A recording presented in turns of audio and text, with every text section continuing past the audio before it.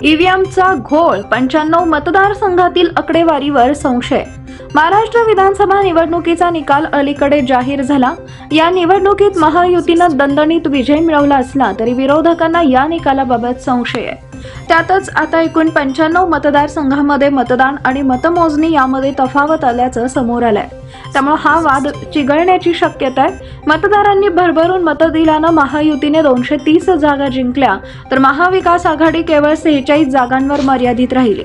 हा निकाल अविश्वसनीय असल्याची प्रतिक्रिया महाविकास आघाडीच्या नेत्यांनी दिली आहे. त्यातच आता ईव्हीएम बद्दलचा संशय निर्माण करणारी आकडेवारी ही समोर आली आहे. एकूण 288 पैकी 193 मतदारसंघांमध्ये प्रत्यक्षात झालेले मतदान आणि मतमोजणीचा आकडा जुळलाय. मात्र उर्वरित 95 मतदारसंघात असं आहे की मतदान आणि मतमोजणी तफावत आढळली आहे.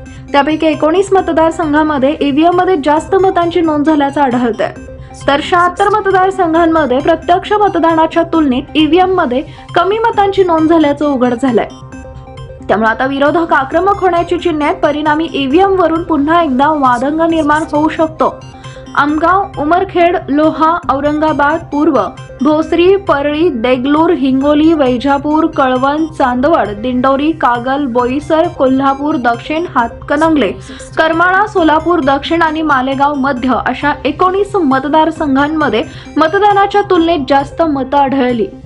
तर अक्कलकुवा, गंगाखेड, विलेपार्ले, नवापूर, पाथरी, चांदिवली, साक्री, मालेगाव बाह्य, आंबेगाव, इंदापूर, अकोला पश्चिम, बारामती, निफाड, मावळ, मोर्शी, नालासोपारा, सावनेर, भिवंडी पश्चिम, नागपूर मध्य, नागपूर पश्चिम, कल्याण ग्रामीण, लातूर ग्रामीण, लातूर शहर, अहमदपूर, औसा, तुळजापूर, माढा, कामठी, आरमोरी, अहेरी, बल्लारपूर, चिमूर, मीरा भाईंदर, वणी, कोपरी, पाचपाखाडी, कळमनुरी, कोल्हापूर, उत्तर सोलापूर शहर मध्य या मतदारसंघामध्ये एकूण मतदानाच्या तुलनेत कमी मतं आढळली.